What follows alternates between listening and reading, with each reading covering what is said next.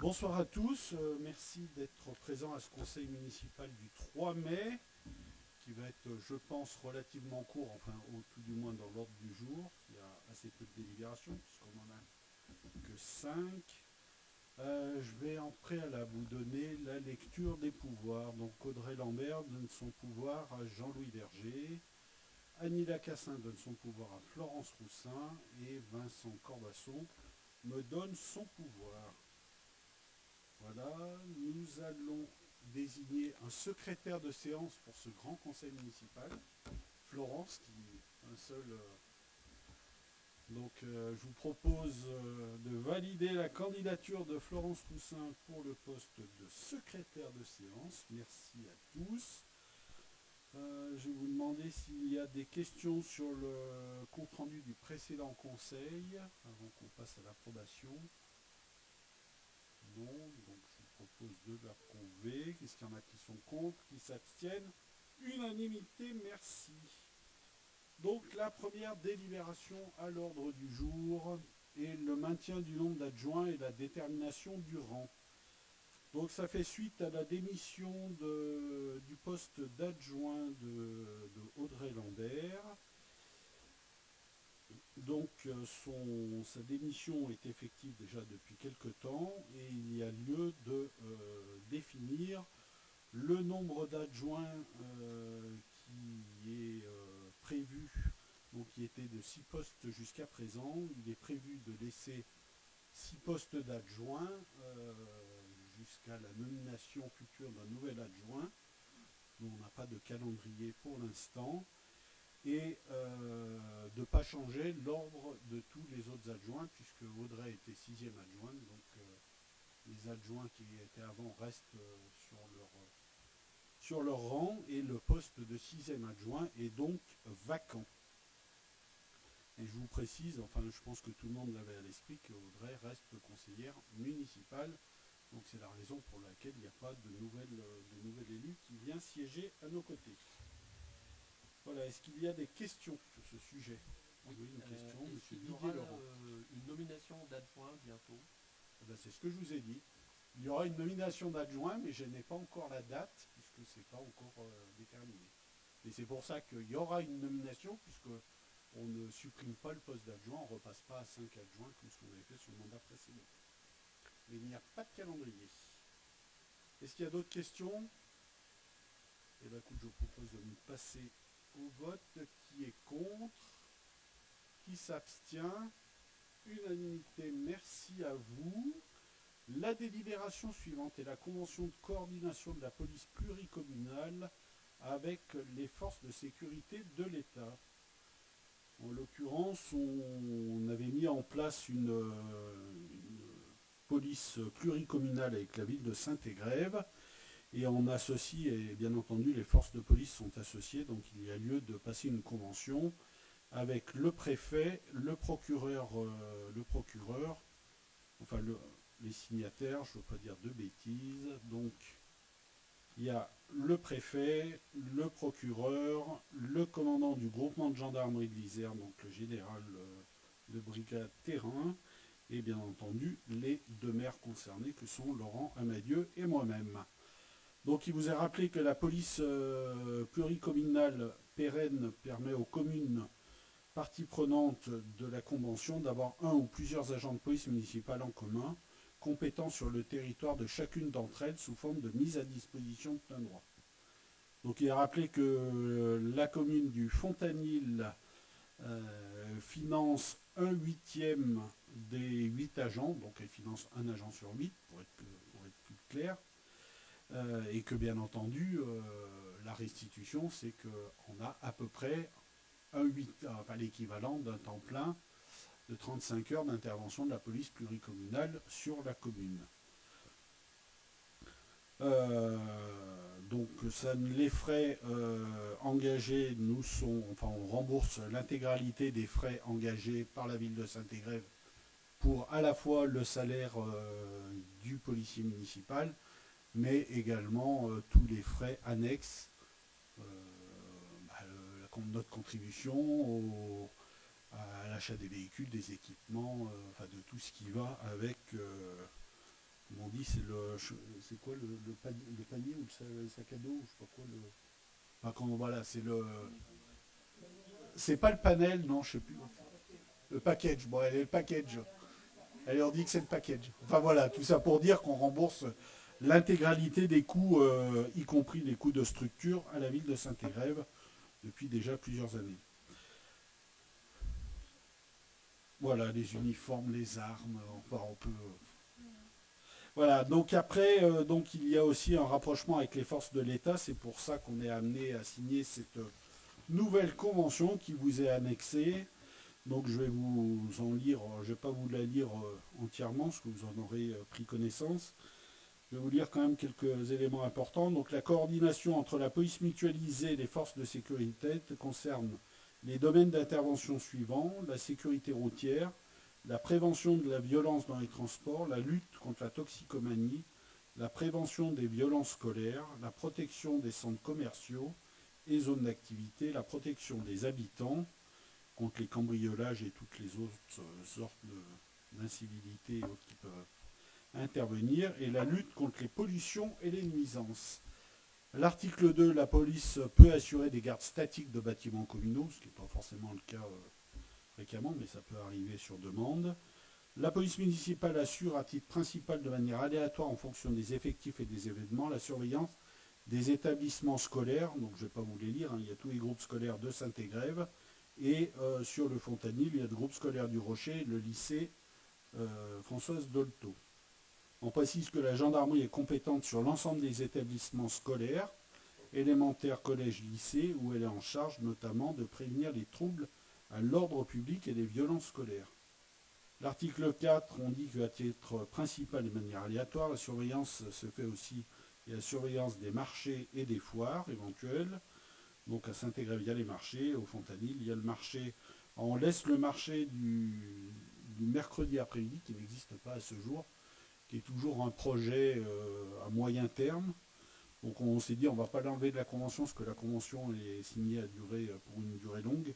Donc c'est bien pour ça qu'on met en création, peut-être qu'il ne sera jamais créé, mais au moins on le laisse. Et bien entendu, il y a le marché du dimanche.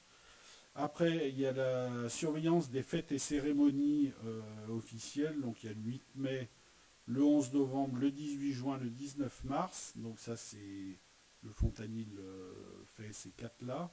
Et après, il y a le 26 avril, le 27 mai et le 22 août. C'est plus spécifiquement sur Saint-Égrève. Après, il y a les fêtes et réjouissances. Il y a les fêtes de la musique et la fête nationale, les feux d'artifice et balles. Ça, c'est plus à Saint-Égrève. L'article 5, la surveillance des autres manifestations, notamment les manifestations sportives, récréatives et culturelles, nécessitant en nous un service d'ordre, est à la charge de l'organisateur et assuré dans les conditions préalablement et définies préalablement par le responsable des forces de sécurité de l'État et le responsable de la police municipale. Donc il est assuré soit par les forces de sécurité de l'État, soit en commun dans le respect des compétences de chaque service. L'article 6 qui précise que la police municipale assure la surveillance de la circulation et du stationnement en complément de la gendarmerie sur les voies publiques, les parcs de stationnement dont la liste est précisée lors des réunions périodiques prévues à l'article 8. L'article 7 indique que la police municipale informe au préalable les forces de sécurité de l'État des opérations de contrôle routier et de constatation d'infractions qu'elle assure dans le cadre de ses compétences. Donc ça, c'est dans le cadre de la coopération entre les services.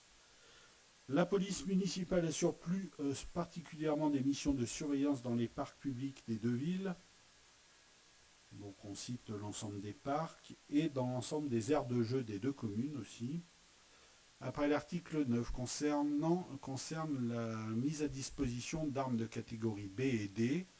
Donc elles sont listées. Il y a pistolet à impulsion électrique, bâton de défense télescopique, bâton de défense à poignée latérale, générateur de gaz lacrymogène de moins de 100 ml et plus de 100 ml.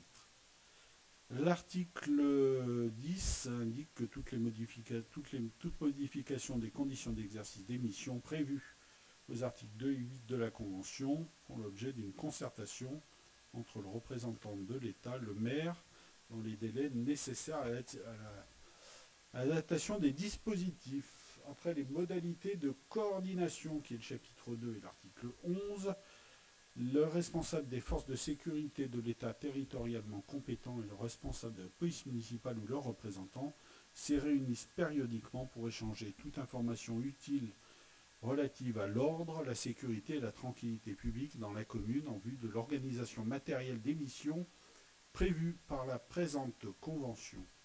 L'ordre du jour de ces réunions est adressé au procureur de la République qui y participe ou s'y fait représenter s'il l'estime nécessaire. Donc il y a des différents types de réunions. Il y a des réunions hebdomadaires, des réunions trimestrielles auxquelles sont associés les maires et des réunions annuelles. Le responsable des forces de sécurité de l'État et le responsable de la police municipale s'informent mutuellement des modalités pratiques des missions respectivement assurées par les agents des forces de sécurité de l'État et des agents de la police municipale. Donc ça, c'est principalement vu dans les fameuses réunions qui se font de manière hebdomadaire. Le responsable de la police municipale informe le responsable des forces de sécurité de l'État du nombre d'agents affectés aux missions de police municipale et, le cas échéant, le nombre d'agents armés ainsi que le type d'armes portées. La police municipale donne toutes les informations aux forces de sécurité de l'État sur les faits dont la connaissance peut être utile à la préservation de l'ordre public qui ont été observés dans l'exercice de ces missions. Les responsables des forces de sécurité, responsables de la police municipale, peuvent décider que des missions pourront être effectuées en commun sous l'autorité fonctionnelle du responsable des forces de sécurité de l'État ou de son représentant, le maire en étant systématiquement informé. Après l'article 13, ça concerne le respect du RGPD. L'article 14, ça rapporte l'ensemble des articles nécessaires à l'exercice au fait d'être officier de police judiciaire compétent. L'article 15, les communications entre la police municipale et les forces de sécurité de l'État pour l'accomplissement de leurs missions respectives se font par ligne téléphonique réservée ou par liaison radiophonique dans les conditions définies. Après le titre 2, c'est la coopération opérationnelle renforcée. L'article 16, le préfet de l'Isère, les maires de Saint-Érève et du Fontanil conviennent de renforcer la coopération opérationnelle entre la police municipale et les forces de sécurité de l'État pour ce qui concerne la mise à disposition des agents de police municipale et leurs équipements. En conséquence, les forces de sécurité de l'État et de police municipale amplifient leur coopération dans les domaines suivants. Partage d'informations sur les moyens disponibles en temps réel, modalités d'engagement ou de mise à disposition, l'information quotidienne et réciproque par les moyens suivants, transmission d'un rapport hebdomadaire des événements constatés par les deux services, ainsi que les solutions apportées. Elles veilleront ainsi à la transmission réciproque des données ainsi que les éléments de contexte concourant à l'amélioration du service dans le strict respect de leurs prérogatives, de leurs missions propres et des règles qui encadrent la communication des données. De la communication opérationnelle fait par le prêt d'un matériel qui est fait entre la police municipale et la gendarmerie. Je vais passer un peu, ça c'est toutes les données techniques. Il y a des missions, la prévention des violences urbaines et de coordination des actions en situation de crise. De la prévention par la précision du rôle de chaque service dans les opérations destinées à assurer la tranquillité pendant les vacances, de lutter contre les hold-up, de protéger les personnes vulnérables ou dans les relations avec des partenaires, notamment les bailleurs. Et l'encadrement des manifestations sur la voie publique ou dans l'espace public hors mission de maintien et d'ordre. L'article 18 dit qu'une convention de partenariat entre la ville de Saint-Érève et l'État relative à la vidéoprotection a été signée. Donc nous, sur ce sujet, puisque ça permet à la gendarmerie de consulter les vidéos de la ville de Saint-Érève directement depuis la gendarmerie, consulter, je dis bien, et pas extraire, puisque les extractions se font uniquement en mairie avec une réquisition. Nous, on est toujours dans le projet aussi de pouvoir relier la brigade de Vorep à notre système de vidéo, mais pour l'instant, Jusqu'à présent, la fibre n'allait pas jusqu'à la gendarmerie de Vorep. Donc là, la ville de Vorep est en train d'amener la fibre jusqu'à la gendarmerie de Vorep, et après on va essayer de voir sinon on peut essayer de se dégreffer pour utiliser la fibre pour emmener notre vidéo, ce qui permettra aux forces de gendarmerie d'être beaucoup plus efficientes, puisqu'actuellement elles viennent passer quand même des heures, un grand nombre d'heures à la mairie du Fontanil pour consulter les bandes de vidéos avant de demander les extractions. Donc là, ça leur permettrait de le faire en direct depuis la brigade. Donc ce qui se fait à Saint-Égrève, on aimerait que ça puisse se faire, puisqu'on ne dépend pas de la même brigade, ça puisse se faire à Vorep. Donc c'est une histoire de temps, mais je pense qu'on devrait y arriver. Donc après, il faudra juste assumer le coût de la fibre jusqu'à la gendarmerie et fournir à la gendarmerie un ordinateur et un écran, enfin un PC complet. Voilà. L'article 19, la mise en œuvre de la coopération opérationnelle définie en application du présent titre implique l'organisation des formations suivantes au profit de la police municipale, donc les formations préalables à l'armement, l'entraînement au maniement des armes, les gestes techniques et d'intervention professionnelle. Voilà, donc tout ça est fait. Le prêt de locaux et de matériel, comme l'intervention de formateurs issus des forces de sécurité de l'État qui en résulte, s'effectue dans le cadre du protocole national signé par le ministère de l'Intérieur et le président du Centre national de la fonction publique territoriale. Donc on rappelle bien qu'il y a tout un tas de formations, bien entendu, obligatoires qui sont assurées. Après le titre 3, les dispositions diverses, l'article 20, un rapport périodique établi au moins une fois par an, selon les modalités fixées de commun accord par les représentants de l'État et les maires sur les conditions de mise en œuvre de la présente convention. Ce rapport est communiqué au préfet et au maire. Une copie est transmise au procureur de la République. L'article 21, la présente convention et son application font l'objet d'une évaluation annuelle au cours d'une réunion du comité restreint du Conseil local de sécurité et de prévention de la délinquance, ou à défaut de réunion de celui-ci, si la convention ne comprend pas le dispositif relevant de cet article, lors d'une rencontre entre le préfet et les maires, le procureur de la République est informé de cette réunion et y participe s'il le juge nécessaire. Enfin, l'avant-dernier article, la présente convention est conclue pour une durée de 3 ans. Elle peut être dénoncée après un préavis de 6 mois par l'une ou l'autre des parties. Et l'article 23, afin de veiller à la pleine application de la présente convention, les maires de Saint-Égrève et du Fontanil, le préfet de l'Isère, conviennent que sa mise en œuvre sera examinée par une mission d'évaluation associant l'inspection générale de l'administration du ministère de l'Intérieur selon les modalités précisées en liaison avec l'Association des maires de France. Voilà, j'ai pris un peu de temps pour vous lire cette convention, qui peut être un peu rébarbative sur certains sujets, mais qui est quand même importante. Et donc, ce qui vous est demandé, c'est de m'autoriser à ratifier la convention de la police pluricommunale et donc de m'autoriser à signer cette convention. Voilà. Stéphane, j'aurais une petite question. Oui. Observation après ou maintenant? Pardon? Après ou maintenant? Après le vote ou maintenant? Pas maintenant. Non, parce que dimanche, a priori en pleine matinée, il y a eu une maison qui a été cambriolée dans notre copropriété où on est 6. Et les gendarmes sont intervenus. Et à aucun moment il a été question qu'ils fassent usage de la vidéosurveillance. Ah bah ils n'en parlent pas, hein, mais ça ne veut pas dire qu'ils ne le font pas. Hein. Ils sont à peu près tous les... Enfin, pour caricaturer, sont quasiment tous les jours en mairie pour regarder des vidéos. Donc après, quand ils font une enquête, ils ne vont pas dire forcément... alors c'est eux qui organisent leur enquête, ils ne vont pas dire à la personne... non, mais mon souci, c'était plutôt de savoir si effectivement ils étaient bien au courant qu'il y a des caméras de vidéosurveillance. Ah bah gendarmerie, oui, je te dis, ils viennent tous les jours, donc oui, ils sont au courant. C'était deux jeunes brigadiers. Si, non, mais après, même si eux, ils n'étaient pas de la commune et ils n'étaient pas de la brigade... Si, j'ai appelé la brigade de Vorep, ils venaient le Vorep. Ouais. Ah bah si, ils sont au courant. Non, mais donc après... ça se fait automatiquement. Après, ils rendent compte. Ah bah oui, il n'y a pas de souci. De toute façon, tout signalement donne suite à une enquête. Après, ça peut être une mini-enquête qui peut être classée rapidement s'il n'y a pas lieu de donner suite ou pas. Là, de toute façon, je veux dire, comme on est en cul-de-sac actuellement, la bagnole est arrivée forcément. Elle n'a pas pu aller plus loin que chez nous. Donc, Voilà, donc elle est forcément passée devant elle les est vidéos passée du dans- carrefour du Rafour. Ah oui, complètement.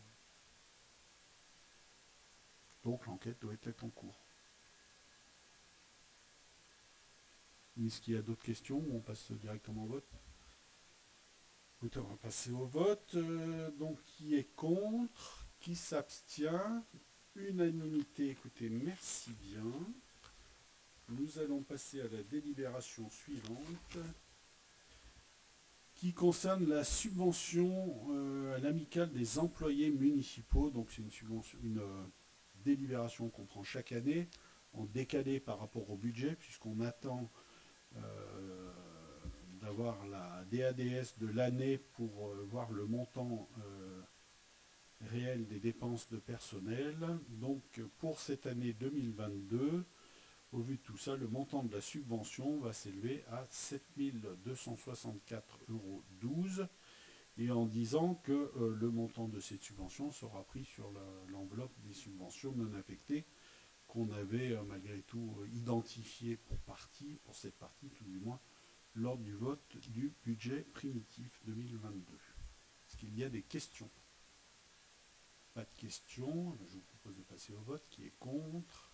Qui s'abstient? Unanimité, merci. La délibération suivante concerne les suppressions de postes. Donc il y a toujours un décalage, c'est soit suite à une création, soit suite à un départ. Donc là il s'agit de 2 agents qui travaillaient à la crèche. Il y a un agent qui est parti, qui était en disponibilité depuis longtemps, qui a déménagé, je crois qu'elle habite, je ne sais plus, au bout de la France peut-être. Et donc elle est arrivée au bout de sa mise à disposition, elle nous a donné sa démission. Et l'autre, on avait dû créer un poste supplémentaire puisque son temps de travail a augmenté. Donc voilà, donc sur ces 2 suppressions de postes. Et la dernière délibération, là par contre c'est une création de poste. Ah pardon, oui, je vais aller trop vite. Donc on va passer au vote, oui c'est quand même mieux. Qui est contre? Qui s'abstient? Unanimité, merci. Et la dernière délibération, donc c'est une création de poste d'attaché territorial à temps complet. Donc pour ne pas la nommer, il s'agit de notre nouvelle directrice des services techniques qui on fait une création de poste d'attaché territorial à temps complet. Donc et par la suite, on supprimera le poste de l'ancienne directrice des services techniques qui est partie. Et comme toujours, on a un petit delta en termes de délibération, puisqu'elle n'était pas sur ce grade. Ouais, elle était ingénieure principale. Et là, elle est attachée, c'est même pas la même filière, parce que ingénieur, c'est la filière technique, et attaché, c'est la filière administrative. C'est la même, les deux sont catégorie A, mais c'est 2 filières différentes. Voilà, est-ce qu'il y a des questions sur cette dernière délibération? Non, je vous propose de passer au vote. Qui est contre? Qui s'abstient? Unanimité, merci. Alors merci à tous pour cette unanimité sur ces 5 délibérations de ce soir. Je vais maintenant vous donner lecture d'une décision administrative. Alors c'est un peu redondant puisqu'on avait déjà pris la création d'un poste d'attaché territorial en préalable sous forme de décision administrative et c'était bien pour le même poste. Voilà. L'ordre du jour est fini. Donc avant de se séparer, c'était savoir s'il y avait quelques questions. Oui. Il y a d'abord une petite déclaration. Une déclaration. Nous nous réjouissons que la municipalité ait décidé de rénover le logement d'urgence du Fontanier. Ainsi, cet appartement a pu être mis à disposition pour héberger des personnes réfugiées venant d'Ukraine et une famille est arrivée très récemment. Il a ainsi été donné suite à notre demande faite par mail à monsieur le maire dès le 3 mars. Pour rendre l'appartement habitable, il a été fait appel au bénévolat, ce qui est une bonne initiative. Cependant, compte tenu de la situation financière du CCAS, cette remise en état aurait pu être réalisée par des professionnels depuis bien longtemps.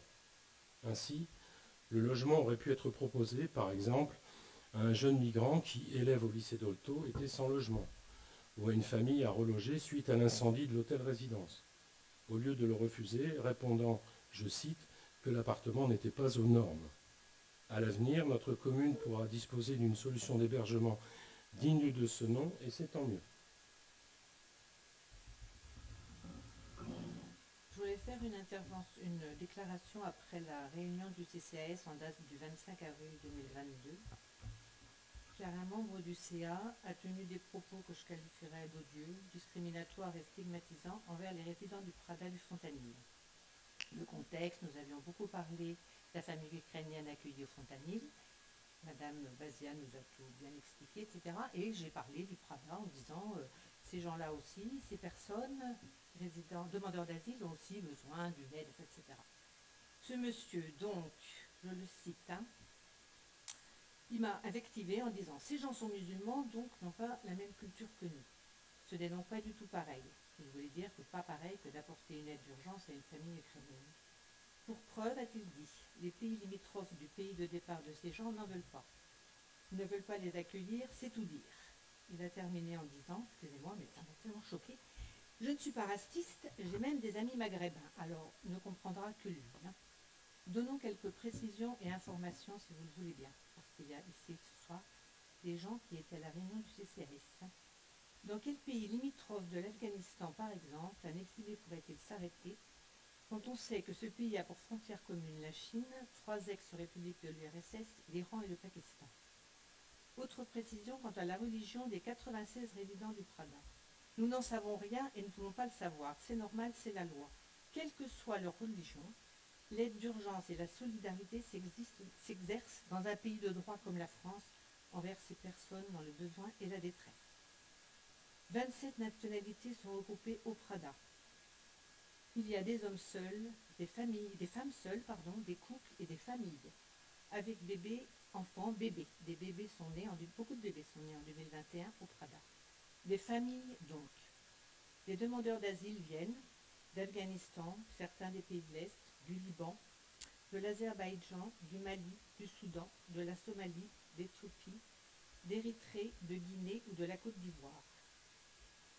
Et depuis quelques semaines, 2 familles ukrainiennes sont arrivées au Prada. Nous espérons que les propos inadmissibles qui ont été tenus seront désavoués officiellement et que la commune, par l'intermédiaire de son CCAS, contribuera, comme elle le fait pour la famille ukrainienne hébergée au logement d'urgence, à l'aide à apporter aux familles du Prada et à l'ensemble de ses résidents, par l'intermédiaire de l'association Solide à Fond et de l'ensemble des bénévoles impliqués, qui ne sont pas que fontanillois, mais beaucoup de communes alentours, etc. Voilà, c'est ce que je voulais déclarer. Merci. Bon, moi je regrette un peu sur l'intervention d'Alain Foyer, c'est toujours un peu polémique. Voilà, enfin, c'est pas vous qui nous avez dit de rénover le logement. Enfin, on n'a pas besoin d'attendre. Je ne sais pas de quoi vous parlez. Vous nous auriez dit le 3 mars et puis enfin, on n'a pas besoin d'avoir vos injonctions ou alors vos conseils ou vos suggestions pour savoir ce qu'on a à faire. Moi, je trouve que, s'il vous plaît, je trouve qu'au contraire, on a fait le choix volontairement, on a discuté entre élus, d'essayer de mobiliser les fontanillois pour remettre en état ce logement de manière à mobiliser les gens sur ce sujet. C'est sûr que la facilité aurait été en effet de prendre une entreprise pour remettre en état le logement. Mais justement, on n'a pas choisi la facilité, on a essayé de mobiliser. Alors c'est vrai que on ne vous a pas vu non plus vous mobiliser, vous, sur cette opération. Donc elle ne vous convient peut-être pas, donc vous mobilisez peut-être sur autre chose, mais vous êtes toujours donneur de leçons, mais là, on ne vous a pas tellement vu venir nous aider. Mais enfin bon, après, ça c'est votre libre choix. Voilà, après, nous, dans ce dispositif, on a répondu à un appel qui a été lancé par le préfet, relayé, puisque c'est la métro qui a été la coordination de ce sujet, avec l'association Pierre Valdo, c'est ça? Voilà, donc nous, on a répondu à ce dispositif. Après, puisque vous ramenez toujours au Prada, les gens rentrent dans un autre dispositif. Donc, après, les Ukrainiens qui sont ici, ils vont toucher la même aide que les gens qui sont au Prada, parce qu'il n'y a pas d'aide différenciée selon si on est au Prada ou si on est accueilli de manière temporaire par les communes, puisque c'est les communes principalement qui se mobilisent. Je vous rappelle aussi qu'à titre particulier, vous pouvez vous aussi vous mobiliser et accueillir chez vous des gens. Il ne faut pas non plus toujours dire. Après, c'est un choix. Après, c'est sûr, c'est pas forcément facile parce qu'on se dit, on sait quand ils arrivent, mais on ne sait pas pour combien de temps le conflit va durer. Donc, c'est vrai que mettre à disposition un logement, ça leur permet, eux, déjà que ce soit plus confortable pour eux. Voilà. Après, on a fait le choix d'aider cette famille. Je vois pas ce que le Prada vient faire là-dedans. C'est un autre dispositif qui existe, qui a le mérite d'exister. Voilà. Après, mais après, vous pouvez analyser les choses comme vous voulez. Voilà. Nous, on a décidé les élus, parce que moi, je ne suis pas pleinement investi, mais il y a un grand nombre d'élus autour de la table qui se sont pleinement investis avec des Fontanillois, bien entendu. Plusieurs Fontanillois qui se sont mobilisés pour permettre à cette famille d'être accueillie dans les meilleures conditions. On peut toujours dire qu'on aurait pu le faire avant pour monsieur un tel, pour madame un tel. Oui, on peut toujours. Mais voilà, après on a fait le choix de se mobiliser plus particulièrement ce sujet, peut-être parce que aussi ça a été plus évoqué médiatiquement. Et puis là, c'est différent de toutes les personnes qui arrivent de pays qui arrivent en France. Là, c'est vraiment une situation de guerre. C'est pas la même chose. Que c'est pas pour remettre en cause toutes les autres arrivées qu'il y a depuis des années en France, de tout un tas de pays où les conditions de vie sont difficiles. Après, ça peut être soit des guerres civiles, soit tout un tas de choses. Mais voilà, nous, on s'est fortement mobilisés. Donc, les élus se sont mobilisés. On a mobilisé les entreprises du secteur pour aussi qu'elles s'investissent, pour celles qui voulaient, du moins. On est allé voir les commerçants aussi pour qu'ils soient pleinement partie prenante, pour ceux qui voulaient, avec bien entendu aucune obligation.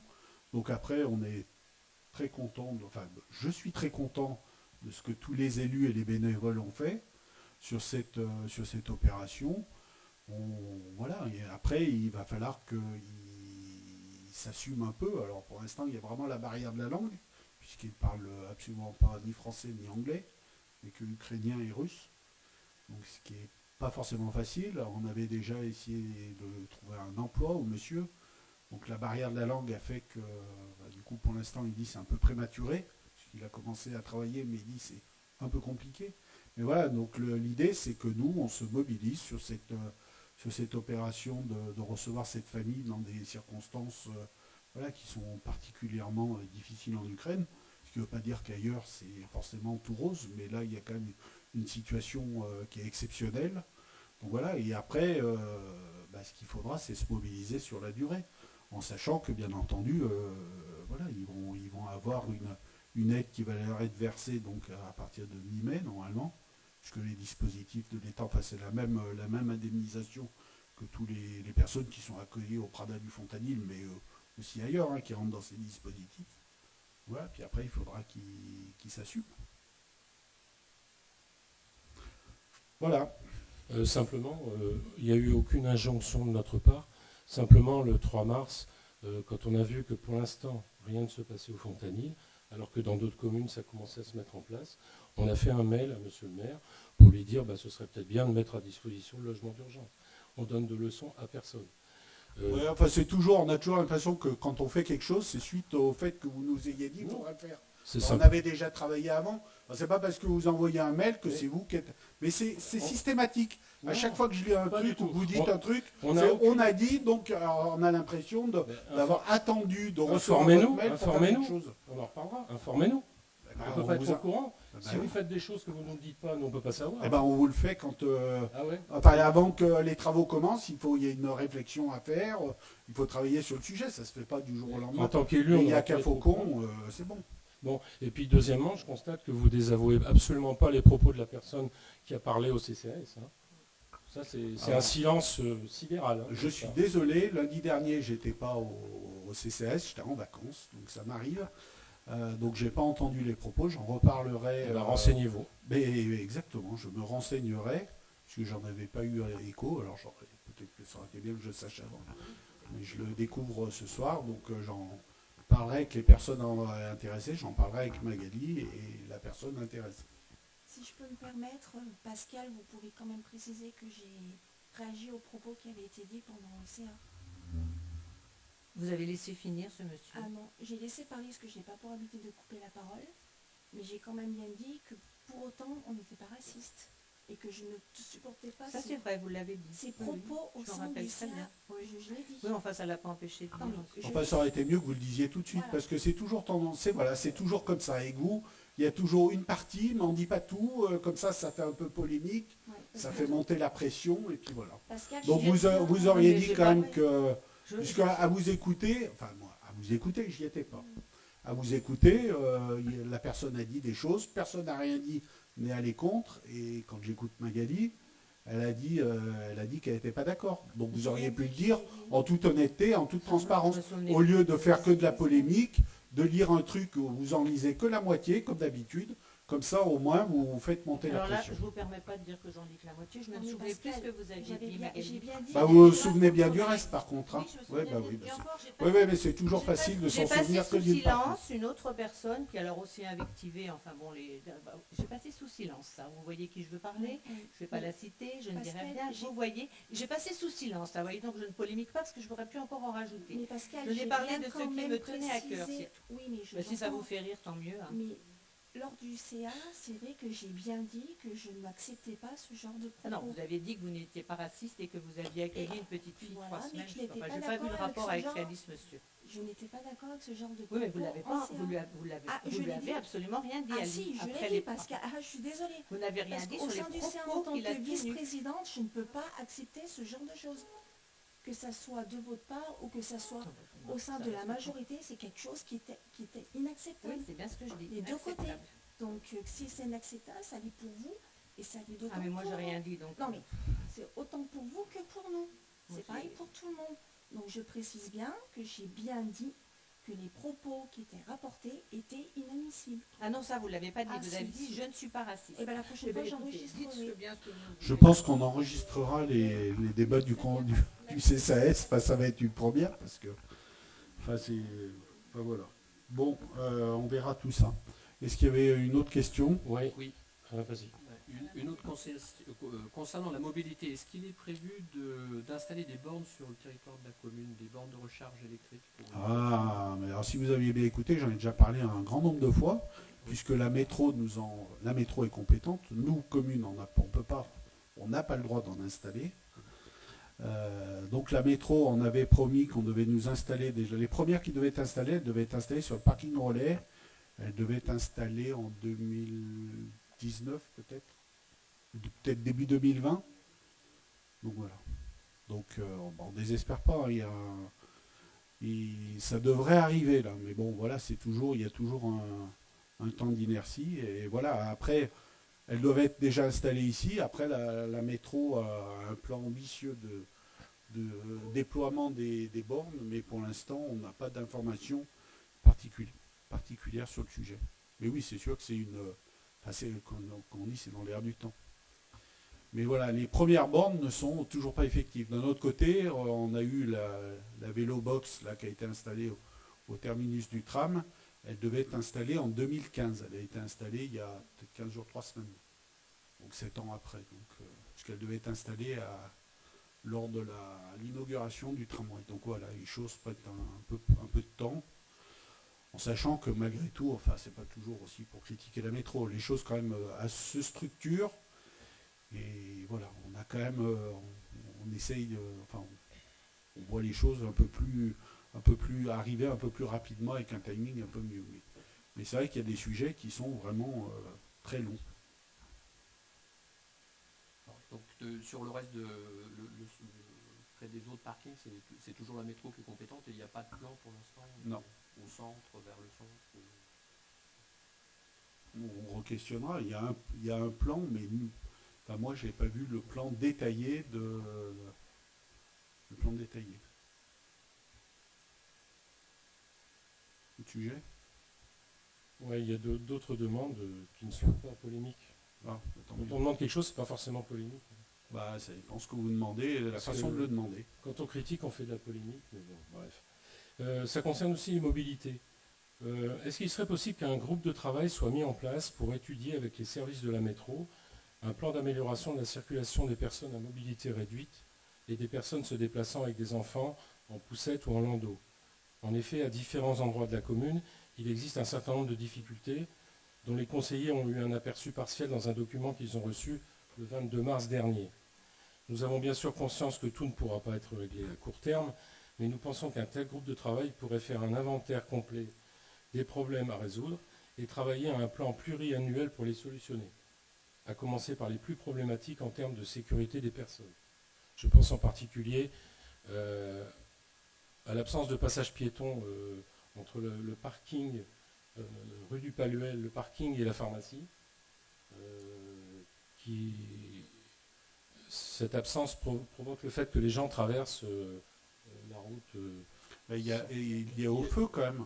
Il y a au feu ou 50 mètres plus loin. Mais quand on sort du parking, il n'y a pas de passage piéton. Et après, il n'y a pas de piétonnier pour accéder à la Oui, mais il n'y a pharmacie. pas de piétonnier, c'est ça le problème. Oui, C'est si il on y a met les un, deux, il y a les si deux. on met un, parce que c'est sûr, hein, moi je trouve que c'est pas très pratique, mais le problème Oui, c'est que pas si on pratique. met un passage, enfin, si on matérialise un Il faut passage, faire un petit piétonnier en face. ah bah oui.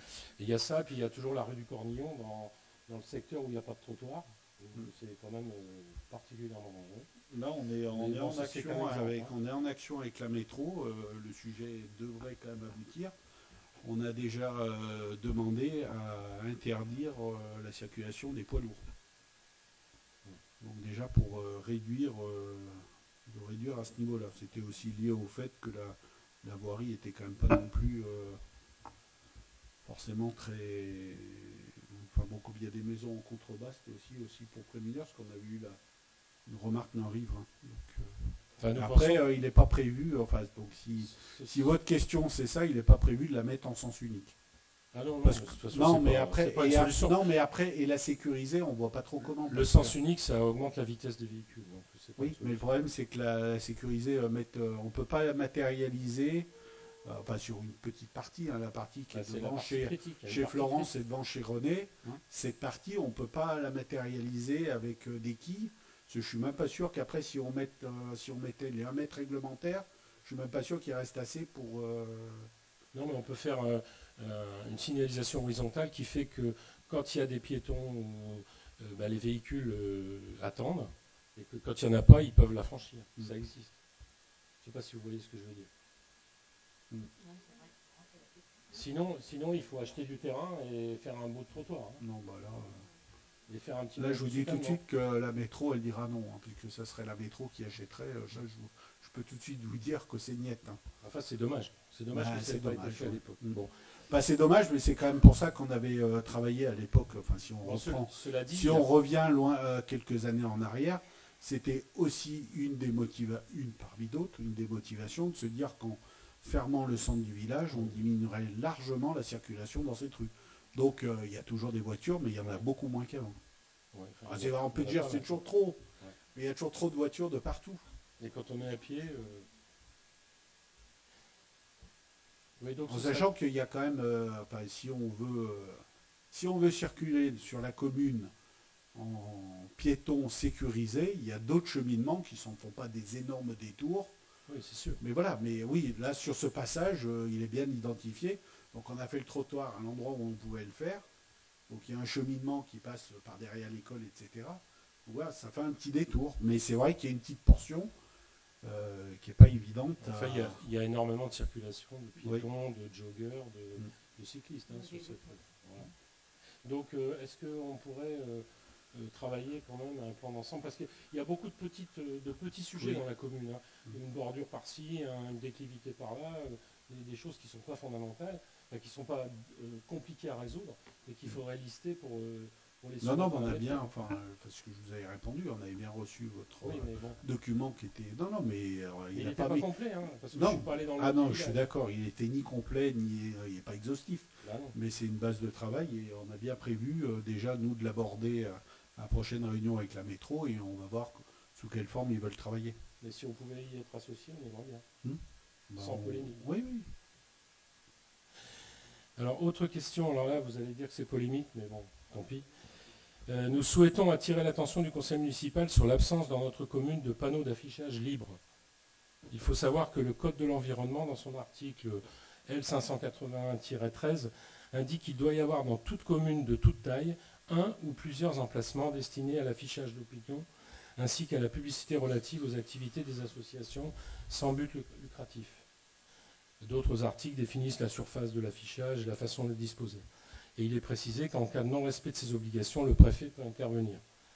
Il faut également rappeler que l'article L51 du Code électoral précise que seul l'affichage sur les panneaux officiels et sur les panneaux d'affichage libre est autorisé. Donc l'affichage sauvage est interdit. Notre question est donc, quand est-ce que notre commune se mettra en conformité sur ce sujet? C'est pas prévu pour l'instant. Pas de réponse. Bon. Non, enfin si, vous avez la réponse. Oui. C'est pas prévu pour l'instant. D'accord. Donc vous ne vous mettez pas en conformité. Non, pas pour l'instant. Et puis la dernière chose, ça concerne les travaux d'extension du groupe scolaire. Il y a une commission de suivi des travaux qui s'était réunie le 22 novembre 2021. Depuis, elle n'a pas été réunie et vous n'avez pas vu l'utilité de la réunir actuellement. Nous demandons cependant que le planning des travaux actualisé soit régulièrement communiqué aux élus du conseil municipal afin que ceux-ci puissent suivre l'évolution du chantier. Autrement dit, actuellement, on nous dit tout va bien, on est dans les délais, tant mieux, hein, mais on aimerait bien suivre un petit peu comment ça se passe. Je suis d'accord, pourquoi c'est vrai que ça fait longtemps. Enfin, on avait dit qu'on ne réunissait pas forcément la commission s'il n'y avait rien d'extraordinaire, mais c'est vrai que depuis le mois de novembre, on pourra en effet la réunir. Donc réunir ou communiquer un planning. Oui, Si on vous peut voulez la faire réunir, comme ça réunions. permet d'échanger sur le sujet. Donc on peut prévoir d'organiser ça d'ici à la fin du mois. Je pense que c'est raisonnable. Je voulais juste revenir sur le sujet Je précédent. reste quand même sur le fait que ce qu'on vous dit, c'est pas qu'on est toujours, pour l'instant, on est vraiment dans le calendrier qu'on vous avait présenté au début. Il n'y a pas de. Oui, tant mieux. Enfin, on est content aussi. Hein. Oui. Voilà, pour l'instant, c'est pour ça qu'on s'alarme pas plus que ça. Mais ce serait bien de pouvoir le suivre. Je voulais juste revenir très rapidement sur ce que vous avez dit tout à l'heure sur l'Ukraine qui est en guerre, effectivement. Je voulais juste préciser que l'Afghanistan, le Mali, l'Éthiopie, l'Érythrée, le Soudan sont des pays en guerre aussi. Voilà, simplement. Mais c'est pas forcément des réfugiés économiques qui viennent profiter c'est pas ce que j'ai dit. Des lois sociales en France comme c'est pas ce que j'ai dit. J'ai pas dit ça. Mais c'est ce qui court dans l'air. Et c'est des gens qui fuient la guerre aussi, et qui sont venus dans des conditions abominables, que ce soit par la Libye ou par la Turquie, c'est pas une partie de plaisir.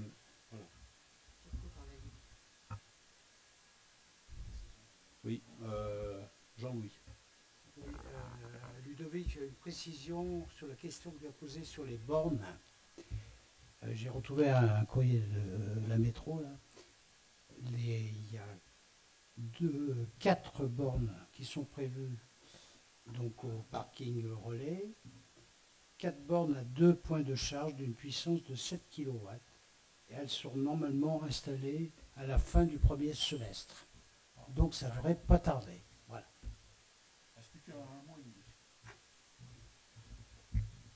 C'est des bornes uniquement pour les voitures. Ah oui, je pense. C'est pas pour les vélos. Non.